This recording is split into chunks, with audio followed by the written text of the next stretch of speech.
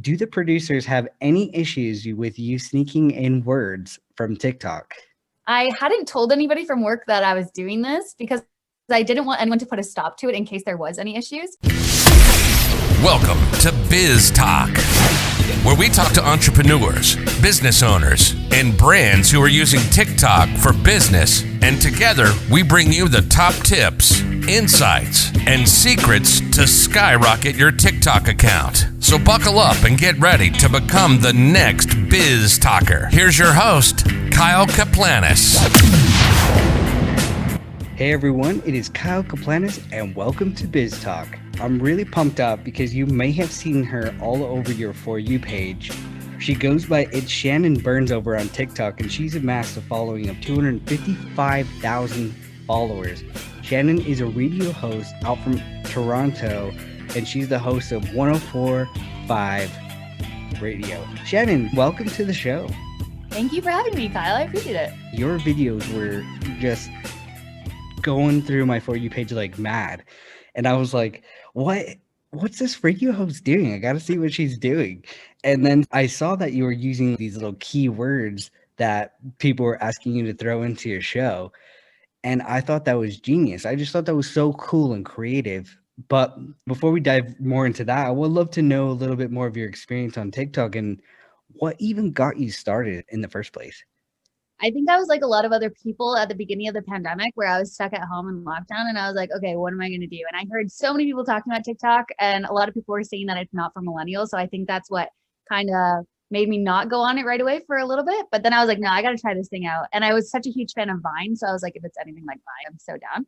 So I downloaded it and was just dying of laughter hours every day. I feel like it got me through the first part of lockdown. So then I was like, I want to get on this. I'm on a radio show every day and I do a lot of content for other social media sites. So I was like, maybe I'll just make a few videos here and there. And then I just became addicted. I have to stop myself from posting as much as I do, but it's just so much fun to do. And it's a really good way to connect with people that you don't know. I find with Instagram, myself personally anyways, a little more weary of what I post and knowing that there's some that I know that are watching it. But there's this thing on TikTok where it's like you don't know anybody, so you can just post anything and then you end up connecting with people all over the world. So I've just really enjoyed it so far. Yeah, that's cool that you bring that up because the Instagram or Facebook where it's all family who are more judgmental in ways than the outside world. But what's cool about TikTok is you put the content you actually finally wanting to make that you're like, yes, I get to be my creative self without judgment. But the For You page is so good about connecting you with the people that are actually going to love that content. That's what's so great about it. So you do get to build these really cool friendships and connections and start building a massive community on there around something you're actually excited about. On other platforms, like you said, Instagram, the algorithm there is really difficult. It puts your content out to who you're connected with, but there might not be any similarities there. So it might not grow as quickly. That's why TikTok is just so huge. The algorithm on TikTok is unreal. Like you're saying, Instagram connects you with people that are already following you, but TikTok for the majority of the time connects you with people who aren't following you and are then discovering you. So it really helps bring in the masses. 100%. When you first started, did you even fathom where you are now with 255,000 followers? Oh, not at all. Probably like a month ago, I was only at 50,000. So this has all come really in the last couple of weeks, which has just been insane. I think there was like one day where I got almost close to 100,000 followers. And I was like, this is nuts. Like my just notifications were going insane. And I was trying out a few different things. I'm gay, so I do a lot of gay content and I'm in radio. I love that. I'm like such a radio nerd. I wanted to show off that. So I was just trying out a few different things because they always pick your niche, but I was like, I have too many niches. So I'm just going to do them all. But then the radio thing just really picked up. I do a lot of TikTok lives when I'm in the studio just because I'm there by myself and I get lonely. So I'm like, I might as well go on live and hang out with some more people on TikTok. There's a game that a lot of people play in radio where we play it amongst coworkers and stuff sometimes too, where somebody will give you a secret word that you have to somehow integrate into what you're talking about on air. So then during the lives, I was like, oh, that's a fun game that we can play. Like you guys give me a word and then I'll do it. So then I was like, okay, well, I should turn this into a video and then post that. So it just has a longer lifespan. So I did one and that blew up. So then I was doing a few more and then one of them just hit like 8 million views, which is insane. It's definitely caught on. So it's cool. I'm glad that people enjoy it because I feel like I didn't know so many people were like still interested in radio. So it makes me excited. Totally. You hit on so many things that I'm like, I don't even know where to start because you just dive into all these great aspects there. But The thing at the very end that you said that you didn't think people were excited about radio anymore is such a key mindset that I think a lot of people have that are even from the older demographics. Oh, the young kids or people who are younger than me might not be interested in what I'm doing because it's so old school, where really at the end of the day, it's probably not. And people still are excited about these things that people are doing. Wow, how does this work? I think if we forget that and say, hey, look, we have people to teach, and they might not want to grow up to be a radio host, but they're really excited about learning about it. What do you do? And you're inspiring that culture again to want to listen to your show. I think a lot of people, and this kind of goes back into where you said in the very beginning of you didn't know what your niche was. So many people say to narrow it down. But I think a lot of people do get afraid to create on TikTok because they're like, I don't know what my niche is, or the niche I have is going to be boring. If we limit that and just go for it, you'd be surprised on how the algorithm works. It's going to bring you those people that actually do find you interesting, because how many people are in the world? There's like over 7 billion of us. You're going to find a community that does connect with something that you do, regardless of how you feel. So just don't be afraid. I used to say the exact same thing to people, like pick your niche. But now that I'm exploring myself with my TikTok channels and BizTalkers, my newest one that I'm just experimenting with, I find that a lot of people don't necessarily come to your page as often. The view ratio to your actual profile views is a lot different. So people generally stay on the For You page. So they're going to scroll and see things. That's why I feel like you can talk about multiple topics, because your For You page will connect you to different areas. Where on Instagram, you have to have the same aesthetic. You can't vary off, or people be like, whoa, this is weird, because they come to your profile. But on TikTok, it's so different. You're going to reach different kind of For You pages. So I feel go out there and explore. In the beginning, definitely just try all sorts of things, because you don't know what's going to kick off. You said you went from 50 to 250 in pretty much a month. Yeah, which is crazy, but I've seen that happen. And that also brings up the great point of you have to be consistent on the app, because 50K is great as well. You were probably stoked at that point, I'm sure. Oh, totally. I was like, I just want to hit 50K by the end of the year. And then I hit over 200 and I was like, okay, yeah, that works too. Totally. Yeah, 250,000,000 followers. Does that sink in sometimes, or you just open your phone and just look at that number and are like, how? Yeah, especially because I've been on Instagram for years. I don't even know, 8 years or something now. And definitely not even close to that. So I think just seeing the difference in numbers just on TikTok as a whole versus Instagram is definitely surprising. But there's a lot of people on TikTok. Talk to me about this, because I'm sure this has happened. How many people have transferred over to want to learn more about you to your Instagram? Have you seen a massive growth in your Instagram because of your TikTok? I don't know if I would define it as massive, but there's definitely a lot more people, and I'm noticing a newer audience that is coming in onto Instagram and YouTube and my radio show, which has been really beneficial. I get callers and requests from people. I like to call people who are on the live Chumsters, because I work for Chum. I'll see a text come into the radio station being like, hey, I'm a Chumster. And that's so cool that people are now more interested in listening to my show and be more involved in my life and just have any sort of interest. It's still very surprising to me, but I think that's our goal in radio too with the show, is to bring in people. So I think TikTok has really benefited me in the last little while with that. So I like that a lot. You might have these moments where you're sitting in the studio. Are people even listening to me still? Is this even cool anymore? Having people come from your TikTok is giving you a new wave of excitement. And I think other people could have that too within their practice or scope, if there's a little bit of stagnicity within themselves, to definitely get on TikTok, because you'll have a new community that's going to be pumped about what you're doing and wanting to learn. And I love that has happened to you with the radio show. So somebody asked a great question, and their username on TikTok is Z3KRAT. And I said Z because I grew up in the US, not Z. Yeah, my girlfriend is from the States, and it blew her mind when she found out that we pronounce an entire letter from the alphabet different than they do. She's there's no way. There's no way. The funny thing is my wife is British, and they say Z in the UK as well. She corrects me all the time. She's like, no, it's Z. I'm like, no. But they asked, and they said, do the producers have any issues with you sneaking in words from TikTok? Okay, that's actually a really good question, because I hadn't told anybody from work that I was doing this, because I didn't want anyone to put a stop to it in case there was any issues. Right. So like my boss, naturally. There's a few times where I snuck secret words in where I was like, she's probably wondering what I'm talking about because it is just like the most ridiculous things. But just a few days ago, I texted one of my TikToks to her because I was like, I should probably just let her know that this video from the studio has like 8 million views, like 2 million likes. And there's so many of the comments that are saying, I'm now going to listen to this station because I love these videos. Right. So I give myself a little pat on the back. So I sent it to her and I was like, hey, just a heads up, this is what's happening on TikTok. I know you're not on it, but this is what this is. And she was like, that is so cool. And she was all about it. We actually had a meeting this morning on Zoom and she was like, Shannon, do you want to share with everyone your TikTok news? And I felt like I was like a kid in class sharing my show and tell or something. But I was like, yeah, so this is a thing. And everybody's cool. Let's do more of that. And let's get on TikTok more. So no, I haven't gotten in trouble so far. It's just been praise, I think, because it's been going so well. So I'm glad that's the case and I can continue. I'm really grateful that they looked at it with open eyes. And I think it's sad that so many people are scared to like, oh no, what if my employer doesn't like this? But I wish employers would be more open because it's bringing such great publicity. Obviously, unless you're slagging them off and you're saying bad things. But if you're doing it in a fun way, you're literally promoting your channel and the radio station to be so fun and people wanting to get involved in such a great way. Yeah. And I probably shouldn't have doubted it looking back because we are such a fun radio station and we're always looking for unique ways to draw in listeners or have fun with the listeners because it's all about like connecting with the community. And that's exactly what this game is doing. It's just a fun and different way to connect with the audience, which is what we're trying to do through our socials and everything. Was she really shocked? What did she say? Was she like, what?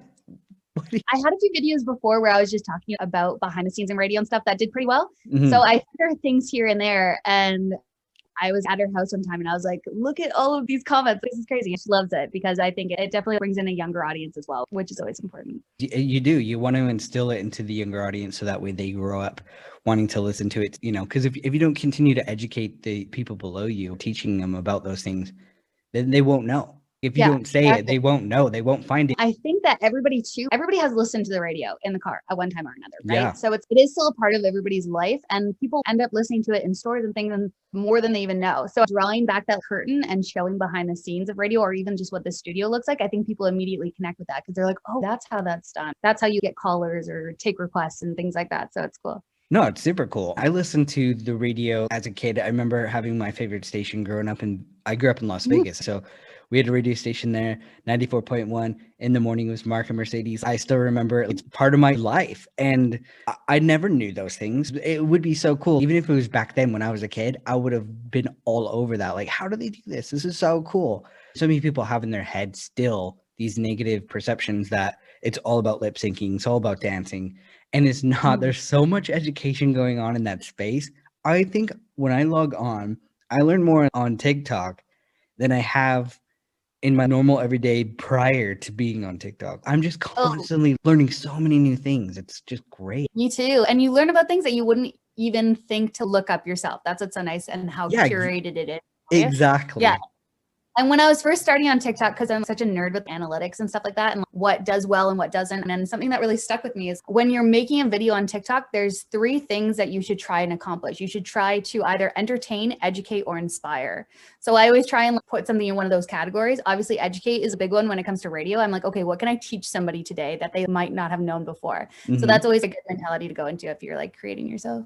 That's exactly it. But the cool thing is you're doing all 3 within your videos. You know what I mean? Like you're educating, but it's entertaining and it's inspiring so many people because they're wanting to come listen to the radio. So I think if you can capture those 3 things in one video, you're really going to kill it. And that's probably why you're growing so fast because you're doing all 3 of those things, which is just huge. I think everybody has the opportunity to be able to add those 3 things in there. It's just practice. I literally have been on TikTok since day one, right when it merged from Musical.ly to TikTok. I've been on there because my daughter is a popular creator. She's got 2 million followers. Your daughter? Yeah, my daughter. Your daughter has 2 million followers on TikTok? Yeah, she does. Oh, wait, what does she do? Crazy enough, she was probably one of the first dancers on there. She was dancing literally before they had text on screen. They used to write on a piece of paper. Yeah, she wrote on a piece of paper once, like dancing till 10K, and she hit the 10K in one day. And I was like, what the hell? That's like my backstory, how I even got into TikTok, because like I was following her, but I was like, that's crazy, because 10K is even a lot to people.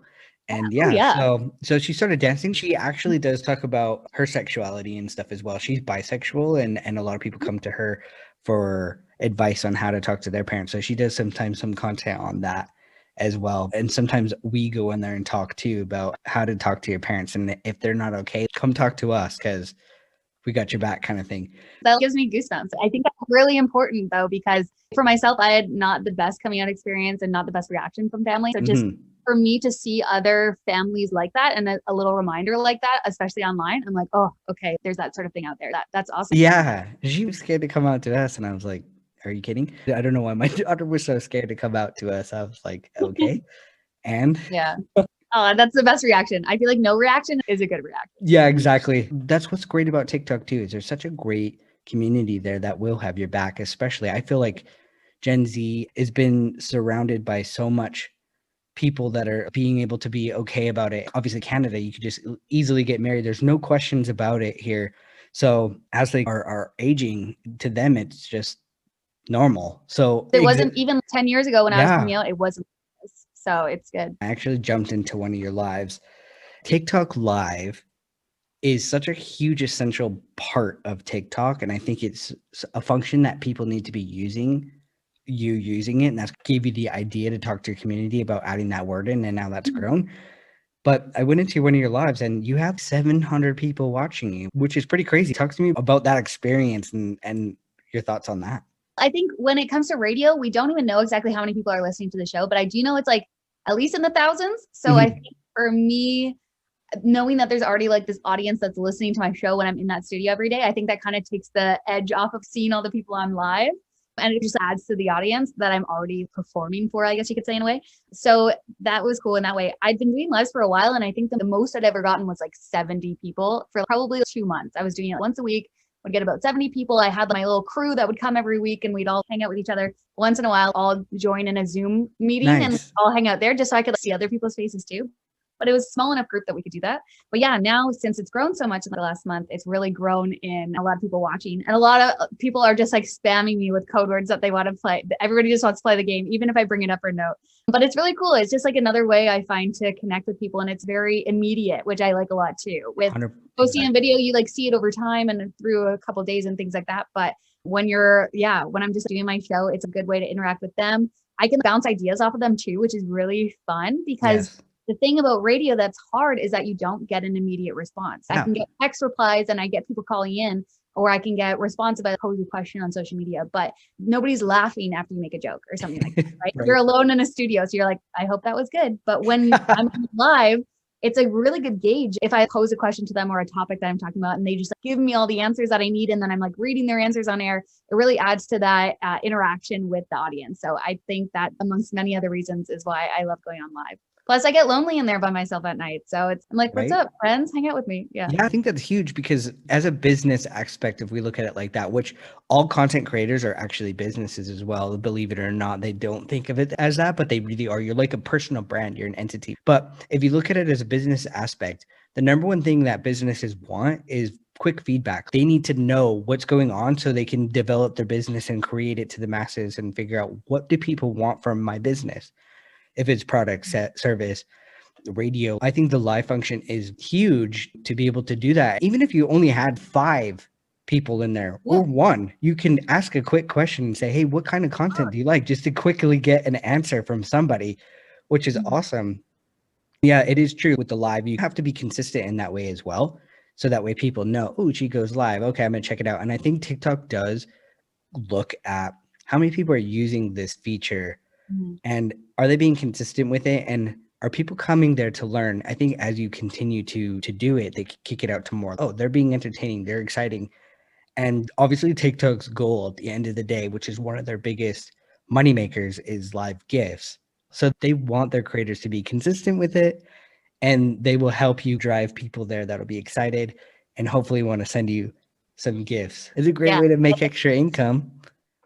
Oh yeah, totally. I checked mine the other day. I've made a good $16 since I started TikTok. So I think I'm quitting radio altogether, going into TikTok full time. Okay, crazy enough. As you grow, I find the 250 mark is that sweet spot. I'm a talent manager as well for TikTok talent. and we house some of the top ones. I talk to these guys and we help them with brand deals and things like that. But with my daughter, I get to see some of the behind the scenes of what they make, and Right. it is insane. For instance, my daughter, when she goes live, there's times that she can make $800, $1,200 within one live. Is that out of the States though? This is just going to be me picking your brain now, but because there's the whole creator program in the States, but that's not something that you can get here in Canada. So Not it's hard yet. to make money on TikTok in Canada. You can only get it from live gifts, right? That was just live.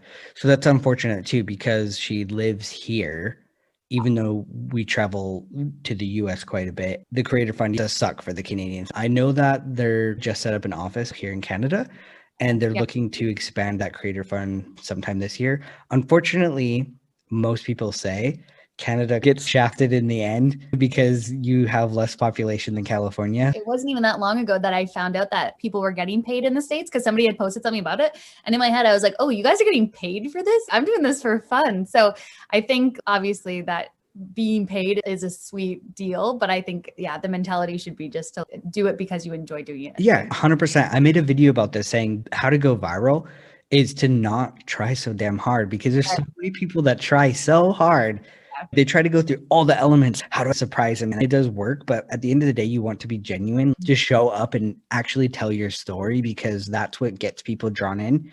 And you can see you're very genuine with it. You enjoy it. You're very passionate about it. It's not fake because it's what you do. This is your job, right? Like, And I do it for hours every day. And I've dedicated my whole career and life to doing radio. So that's why I love it so much that other people are so on board with this, because I'm having so much fun in the studio there by myself. So if I can throw on a camera for 15 seconds and other people are down for it too, it just adds to the fun. And I think that's what drew me too. I watched it and I was like, what? This girl's so cool. And so it really drew me in as well. I do see people on my For You page that I'm like, they really just went too much there. So I do say, just be authentic, because that's what the whole purpose of the app. It changed the game of social media, being real versus just Instagram famous and this fake life. Whereas on TikTok, it's all about just being authentic, being who you are in the moment. And that's what people will relate to, because we're human. We relate more to being human versus this fake reality. Yeah. I think that's why TikTok is growing so much too. It's like you go on Instagram and the fakeness of it, especially within this last year, I think we've really shifted our priorities. You go on Instagram, you see all these beautiful photos and you're like, oh, that's nice. I wish I had that life. And then you go on TikTok and people crying or no makeup and just the most vulnerable selves in so many different ways. And you're like, oh, this is real. And it cracks you up and it's funny. Just I think TikTok has so much more to offer. I've been there on Instagram where you see these picture perfect life, but like you said, you're connected with a lot of people. So it's funny because you do know those people. So you see those pictures and stuff and you're like, girl, let's be real. I know your life. You were just crying in the office that you hate your boyfriend, yet you put this really beautiful aesthetic photo of you guys smiling. And I'm like, come on. I think we're seeing through the facade these days. Yeah. And I'm so grateful for TikTok just for that. That will help change society, because before everything was so vanity, everything, and it's getting out of control. And now people, look, let's just BS. It's so much easier. And more fun. Yeah. Way more fun. Shannon, what is some things that we could look forward to on your channel? Do you have any plans? Do you have any new ideas? Yeah, I've been getting a lot of questions. A lot more people are asking me questions behind the scenes in radio. So I think I want to do a lot more of that. Just like showing how little things work. And I did one the other day where I was just explaining what happens if somebody calls into a radio station. This is how we edit it. This is how we play it. Just the technical side of things. Yeah. People seem to be interested in. So I'm going to do a lot more of that. I am like a sucker for pop culture and like celebrity news stories. That is like my thing. That's what got me into radio. So I want to use this platform that I have now to just get more into that, because that's what interests me. So hopefully other people are interested in that as well. So it'll be a lot more of that, and we'll see what this year brings. I'm excited. No, that I'm really excited to see your content, because even though I follow you, you do live on my For You page. And so transferring that into a question, because we all have our own For You pages. It's literally for us. So nobody's going to have the same one. We might see similar videos. So I would love to know what lives on your For You page. Oh, that's a good question. It's funny because my girlfriend just visited and we were sitting next to each other going both through our own For You pages and just comparing. For whatever reason right now, because it changes all the time, I have a lot of babies. I don't know if my subconscious mind is telling me to get pregnant or something, but I have a lot of very cute babies on my For You page, which I'm not complaining about. Babies are cute. And then just a lot of just random weird things. But I think that's very much my own personality. So I'm glad that the For You page knows that's exactly what I want. But what's one of the weirdest things that's on there then? Oh, I don't know. If I think I'd have to go through my favorites. Actually, last night I was watching because I was lying in bed and there was this video that was a full minute long of just this family making this giant table size serving of spaghetti. Oh, And I just watched it over and over. I was like, this is amazing. And I'm just like so glad that this exists and this looks delicious. It's the things like that get you sucked in. that's awesome. Did they pour it on the table? Yeah. Did you see Yeah, that one? 'cause I haven't seen that one, but I saw it with nachos, which They- literally, yeah, Oh, I'm going to fall into a rabbit hole now. I saw it with nachos and I was like, are you kidding? And that night after watching that, I went out and got stuff to make nachos. It influences you in ways you wouldn't even imagine. Exactly. I'm eating nachos and I'm going to have a baby. Who knows? My last question is, who are some of your favorite creators? There is a girl that I've been following from the beginning. She is the sweetest. Her name is Megan Mitchell, but her username is Megan, Megan.Mitchell with 5 L's at the end. But she is a lesbian who's also a news host in Ohio, I believe. And her TikToks are just unreal. She's dancing, but she's also talking a lot about what it's like to be like a gay news person and just so many different things like that. So she's definitely one that I've looked up to from the beginning because I'm like, you're spreading so much positivity and so much love, and I want to be just like you. She just hit 1 million followers too. So Awesome. That's very exciting for her. And there's other radio people that I think are doing a really good job. I don't know if I could pick favorites. I follow so many. There's some celebrities I see that get on TikTok as well that don't perform that well. And you're surprised because you're like, oh, you're so famous. Why are your videos not doing well? But I think it's really showing that there's just regular people that can be way more entertaining than these celebrities that we put on these pedestals. I love that. It is true. When we went back about vanity and stuff, we always looked up to celebrities because they're famous. Gen Z especially is, who are you? Oh, Yeah, cool. I posted a video yesterday talking about Paris Hilton and somebody's like, that girl looks like Taylor Swift. And I was like, that girl? What's going on here? So it's really opening my eyes to that too. So it's very interesting. I love like Sandra Bullock's one of my favorite actresses. And my kids, they're like, is that lady in Bird Box? And I was like, what do you mean the lady in Bird Box? A little more respect. Oh, but if you mention TikTok, they're like, oh, that person, they know so much. Being TikTok famous will be more important than being Hollywood famous. Obviously, right now it's starting to emerge, but it's going to be even more. Yeah, like I hope way that more. that's the case because I think we see it with YouTubers, but I think YouTubers are still put into a box where it's like, oh, these are famous A-listers, but then, oh, they're just a YouTuber, even though they might have like tens of millions more followers than actor and actress. I think we still have to work on blurring those lines too, because I think somebody like David Dobrik, for example, is like doing so much more for the world than so many actors and actresses. I really hope that happens with TikTok as well, because I think these people are deserving the platform that they're building, and hopefully they can do so much with it. You mentioned celebrities. Have you seen Rosie O'Donnell? Yeah, I'm obsessed. I've been commenting on her videos being like, follow me too. She's following everybody. I'm like, I love you. I love the way she's using it. And I think that is why she's actually going to continuously grow. I think she's going to grow really fast. She hit 1 million really quickly. It's because as a celebrity, she's coming to the app and not using it as, like all these things and like putting her money into having this like high production. Even her audio is crap because she doesn't even know how to use the app that well, which makes it so much more relatable. Because what the hell are you doing? And she's like, I don't even know what I'm doing, but TikTok, you don't stop. That's another one too, where I'm sure there's 90% of the Gen Zs that are watching and have no idea who she even is. No. But there's people like us who are like Rosie O'Donnell. I've grown up with her. She's a really good example of somebody that's done it really well and not just like used it because they probably have somebody on their team that's, you should get on TikTok. If any celebrities are listening to this, you never know. But to come to the platform and use it natively on how it's designed and be real, you'll build the actual connection. People have such a higher level of respect. I say that for anybody that's come to me and they're like, how do I get on TikTok? How do I start? I'm like, just watch so much TikTok.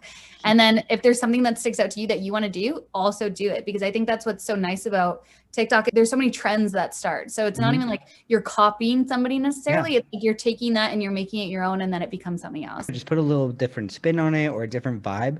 Even shows, there's so many similarities to them in a way.